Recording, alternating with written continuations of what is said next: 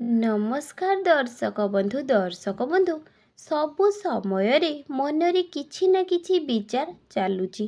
ଯେତେ ଚେଷ୍ଟା କଲେ ମଧ୍ୟ ମନକୁ ନିୟନ୍ତ୍ରଣ କରି ହେଉନି କି ମନର ଭାବନାକୁ ସ୍ଥିର କରି ହେଉନାହିଁ। ଲାଗୁଛି ଯେପରି ମୋ ଶରୀର ମୋ ମନ ମୋ ନିୟନ୍ତ୍ରଣରେ ନାହିଁ। ଓଭର ଥିଙ୍କିଂ ମାଇଣ୍ଡକୁ ଖରାପ କରି ସାରି ଦେଉଛି। ମସ୍ତିଷ୍କର ଓଭର ଥିଙ୍କିଂ ପାଇଁ ନିଜକୁ ଶେଷ କରି ଦେବାକୁ ଇଚ୍ଛା ହେଉଛି। କ'ଣ ଆପଣଙ୍କ ସହ ବି ଏପରି ହେଉଛି କି? ଯଦି ଆପଣମାନଙ୍କ ସହ ଏପରି ହେଉଛି, କିଛି ନା କିଛି କଥା ମାଇଣ୍ଡରେ ଘୁରି ବୁଲୁଛି, ତାହେଲେ ଗୌତମ ବୁଦ୍ଧଙ୍କ ଏହି କାହାଣୀଟିକୁ ଶେଷ ପର୍ଯ୍ୟନ୍ତ ଶୁଣନ୍ତୁ। କାହାଣୀ ମାଧ୍ୟମରେ ଏଠାରେ ଗୌତମ ବୁଦ୍ଧ କିଛି ଉପାୟ କହିଛନ୍ତି, ଯାହା ଆପଣଙ୍କ ଅସ୍ଥିର ମାଇଣ୍ଡକୁ ସ୍ଥିର ରହିବା ପାଇଁ ନିଶ୍ଚୟ ସହାୟକ ହେବ। ଚାଲନ୍ତୁ କାହାଣୀଟି ଆରମ୍ଭ କରିବା। ଦର୍ଶକ ବନ୍ଧୁ, ଗୋଟିଏ ଗାଁରେ ଜଣେ ଯୁବକଟିଏ ଥିଲା। ସେହି ଯୁବକ ନିଜ ମନର ଖରାପ ବିଚାର ପାଇଁ ସବୁବେଳେ ବହୁତ ଚିନ୍ତାରେ ଥିଲା। ନ ଚାହିଁଲେ ମଧ୍ୟ କୌଣସି ନା କୌଣସି ବିଚାର ତା ମାଇଣ୍ଡରେ ସବୁବେଳେ ଚାଲୁଥିଲା। ଏପରିକି କୌଣସି କାମ କରିବା ସମୟରେ ତା ହାତ ଗୋଡ଼ ସିନା ଚାଲୁଥିବ, କିନ୍ତୁ ତା ମାଇଣ୍ଡରେ ସବୁବେଳେ କୌଣସି ନା କୌଣସି ବିଚାରରେ ବୁଡ଼ି ରହିବାକୁ ପଡ଼ୁଥିଲା। ନିଜର ଭବିଷ୍ୟତକୁ ନେଇ ନିଜ ମନରେ ସବୁବେଳେ ଭାବନାରେ ବୁଡ଼ି ଆନନ୍ଦିତ ହେଉଥିଲା। ସେ ସବୁବେଳେ ଭାବୁଥିଲେ, ମୁଁ ଏଇଆ କରିବି, ମୁଁ ସେଇଆ କରିବି, ଦିନେ ମୁଁ ବହୁତ ବଡ଼ ଅମୀର ହୋଇଯିବି। ତେବେ ମୋ ପାଖରେ ବହୁତ ଟଙ୍କା ପଇସା ଥିବ। ସେ ସବୁବେଳେ ନିଜର ଭବିଷ୍ୟତକୁ ନେଇ ବହୁତ ବଡ଼ ବଡ଼ ସ୍ୱପ୍ନ ଦେଖେ। ସେହି ସ୍ୱପ୍ନରେ ହିଁ ସେ ବୁଡ଼ି ରହିଥାଏ। ନିଜକୁ ମହତ୍ତ୍ୱ ଦେଇଥାଏ। ନିଜକୁ ସେ ହିରୋ ଭାବୁଥାଏ। ସେ ଯେତେବେଳେ ବି ଗୋଟିଏ ବୀରର, ଗୋଟିଏ ସାହସୀର ଫିଲ୍ମ ଦେଖେ ବା କାହାଣୀ ପଢ଼େ, ସେ ନିଜକୁ ସେହି ଚରିତ୍ରରେ ରଖି ମନ ଖୁସି ହେବାରେ ଲାଗିଥାଏ। ପ୍ରାୟତଃ ସେ ଅନେକ ସମୟରେ ସେ ଭାବୁଥିଲା କି ସେ ନିଶ୍ଚୟ ଦିନେ ଧନୀ ହେବ। ତା ପାଖରେ ଦାମୀ ଦାମୀ ଗାଡ଼ି ଥିବ। ନିଜ ପାଇଁ ଗୋଟିଏ ବଡ଼ ଘର ବଙ୍ଗଳାଟିଏ କିଣିବି ଏବଂ ମୋ ଆଗରେ ପଛରେ ଚାକର ବାକର କାମ କରୁଥିବେ। ସମସ୍ତେ ମୋତେ ରେସ୍ପେକ୍ଟ ଦେଉଥିବେ। ତାପରେ ମୁଁ ଗୋଟିଏ ସୁନ୍ଦର ଝିଅକୁ ବିବାହ କରି ଖୁସି ଖୁସିରେ ଜୀବନ ବିତାଇବି।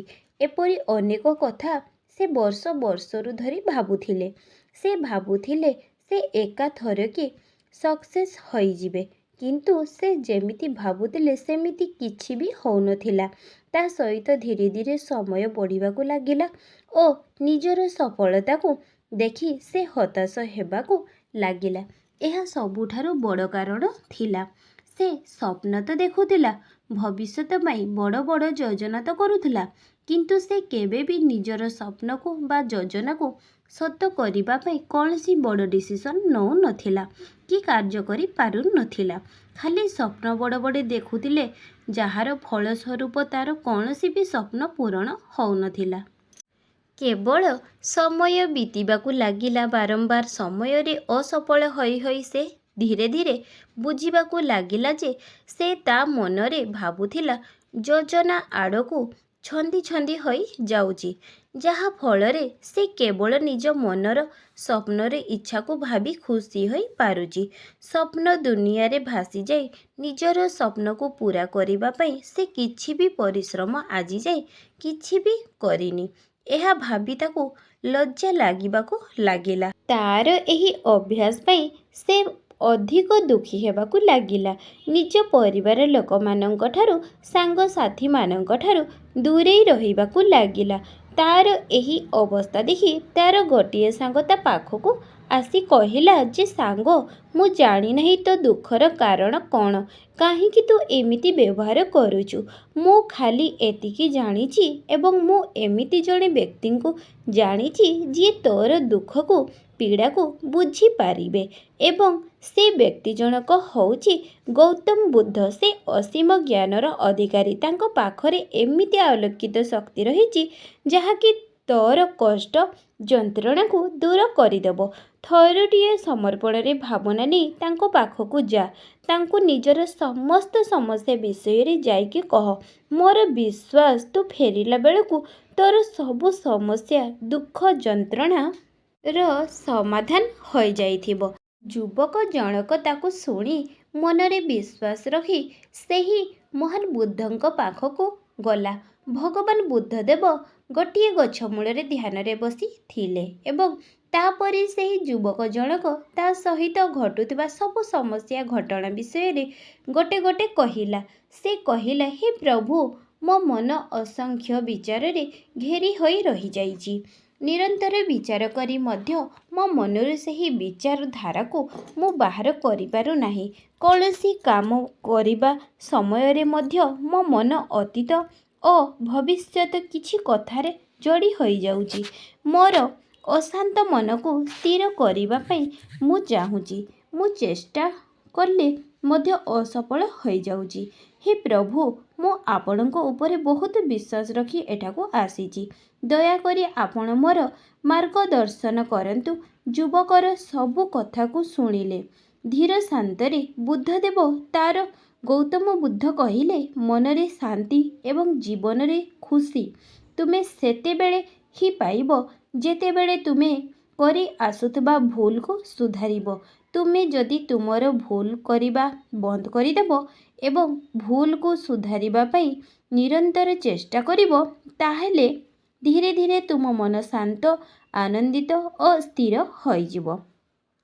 ତେବେ ତୁମେ ତୁମର ଭୁଲକୁ କିପରି ସୁଧାରିବ ସେ ବିଷୟରେ ମୁଁ ତୁମକୁ କହିବି। ଧ୍ୟାନ ଦେଇ ଶୁଣ। ତୁମେ ଭୁଲଟି ହେଉଛି ସମ୍ପୂର୍ଣ୍ଣ ନିଦ୍ରାନ ଗ୍ରହଣ କରିବା। ମନ ଅସ୍ଥିର ହେବାର, ଚିଡ଼ଚିଡ଼ା ହେବାର ମୁଖ୍ୟ କାରଣ ଅଟେ। ବାସ୍ତବରେ ଆମେ ଭଲ ଭାବରେ ନ ଶୋଇବା ମନରେ ଅସ୍ଥିର ହେବାର, ଚିଡ଼ଚିଡ଼ା ହେବାର ଏକ ପ୍ରମୁଖ କାରଣ ଅଟେ। ଠିକ୍ ଭାବରେ ସବୁ କାର୍ଯ୍ୟ କରି ନଥାଏ। ତେଣୁ ପ୍ରତ୍ୟେକ ଦିନ 5ରୁ 6 ଘଣ୍ଟା ନିଶ୍ଚୟ ଶୋଇବା ଦରକାର। ଆମର ଶରୀର ଏବଂ ମାନସିକ ସନ୍ତୁଳନର ବିକାଶ ନିମନ୍ତେ ଭଲ ଭାବରେ ଶୋଇବା ନିହାତି ଆବଶ୍ୟକ। ପ୍ରତ୍ୟେକ ଦିନ 5ରୁ 6 ଘଣ୍ଟା ଶୋଇବା ଦ୍ୱାରା ଶାରୀରିକ କ୍ଷମତା ବଢ଼ିଥାଏ ଏବଂ ମାନସିକ ବିକାଶ ମଧ୍ୟ ହୋଇଥାଏ। ଆମର ଦୈନନ୍ଦିନ ଜୀବନଶୈଳୀରେ ନିଦ୍ରାର ଭୂମିକା ବହୁତ ଜରୁରୀ ଅଟେ। ଏହା ଆମକୁ ଥକିବା, ଚିନ୍ତା କରିବା ଠାରୁ ଦୂରେଇ ରଖିଥାଏ। ଯଦି କୌଣସି କାରଣ ଯୋଗୁଁ ନିଦ ଠିକ୍ ଭାବରେ ନ ହୋଇପାରେ, ଏହାର ଖରାପ ପ୍ରଭାବ ଉଭୟ ଶାରୀରିକ ଏବଂ ମାନସିକ ଉପରେ ପ୍ରଭାବ ପକାଇଥାଏ। ଯଦି ନିଜର ଅତୀତ ଏବଂ ଭବିଷ୍ୟତ ଚିନ୍ତାଠାରୁ ନିଜକୁ ମୁକ୍ତ ରହିବାକୁ ଚାହୁଁଛନ୍ତି, ପ୍ରଥମେ ସମ୍ପୂର୍ଣ୍ଣ ନିଦ୍ରା ଗ୍ରହଣ କର। ଦ୍ୱିତୀୟ ଭୁଲଟି ହେଲା, ଯାହା ତୁମେ କରିବାକୁ ଯାଉଛ ତା ବିଷୟରେ ଅଧିକ ଚିନ୍ତା କରିବା। ଅଭ୍ୟାସଟି ବହୁତ ମାରାତ୍ମକ ଅଟେ।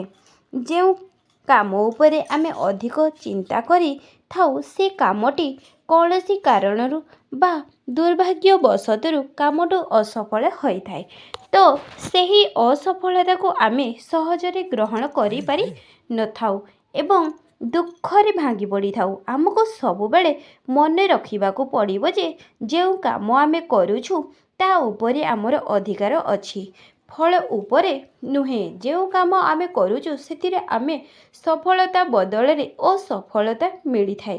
ଯେତେବେଳେ ବି ଆମେ କିଛି ଆଶା କରୁଛୁ, ସେତେବେଳେ ନିଜକୁ ସବୁବେଳେ ବୁଝେଇବା ଯେ ସଫଳତା ଜାଗାରେ ଯଦି ଅସଫଳତା ହେଉଛି ତ ମୁଁ ଦୁଃଖୀ ନ ହୋଇ ପୁଣି ଆଉ ଥରେ ଚେଷ୍ଟା କରିବି ଏବଂ ସଫଳ ହେବି।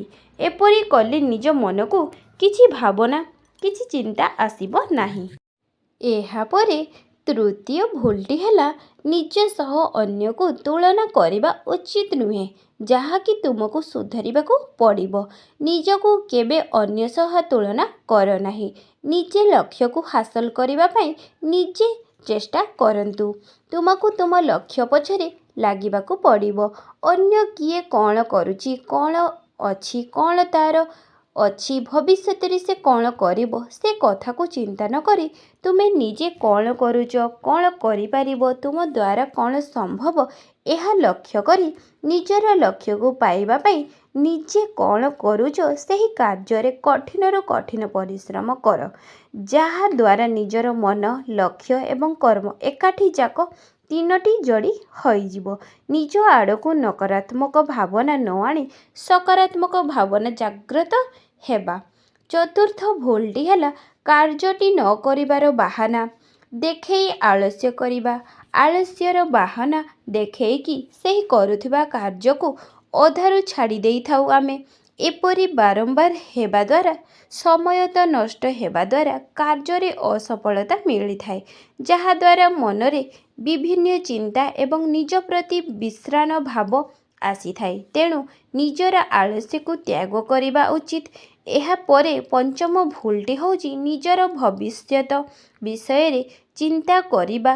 ରୋଗ ଭଳି ଚିନ୍ତା ଆମର ମନକୁ ଖରାପ କରି ଦେଇଥାଏ। ତେଣୁ ଏହିସବୁ ବିଷୟକୁ ନେଇ ମନରେ ଅପଟ ସେପଟ ମନରେ ଭାବନା ଆସିବା, ସେତେବେଳେ ମନକୁ ସ୍ଥିର ରଖି ନିଜର ମନକୁ ବୁଝାଇ ନେବ ଯେ ଭବିଷ୍ୟତରେ ଯାହା ହେବ ତାହା ସେତେବେଳେ ଦେଖାଯିବ। ବର୍ତ୍ତମାନରୁ ମୁଁ କାହିଁକି ଚିନ୍ତା କରିବି? ମନକୁ ଏହି ଭାବନା ଆଣନ୍ତୁ ଯେ କେମିତି ଆହୁରି ଅଧିକରୁ ଅଧିକ ପରିଶ୍ରମ କରିପାରିବ, ସେଥିପ୍ରତି ଧ୍ୟାନ ତୁମକୁ ଦେବାକୁ ପଡ଼ିବ। ଏବଂ ଷଷ୍ଠ ଭୁଲଟି ହେଲା ଧ୍ୟାନ ନ କରିବା। ଆମ ମନକୁ ଶାନ୍ତ କରିବା ପାଇଁ ପ୍ରତିଦିନ ଧ୍ୟାନ ପ୍ରାଣାୟାମ କରିବା ଉଚିତ। ତେଣୁ ତୁମକୁ ଧ୍ୟାନ ପ୍ରତିଦିନ କରିବାକୁ ପଡ଼ିବ। ବେଶୀ ନହେଲେ ବି 1 ଘଣ୍ଟା ପ୍ରତିଦିନ ଧ୍ୟାନ କରିବାକୁ ପଡ଼ିବ।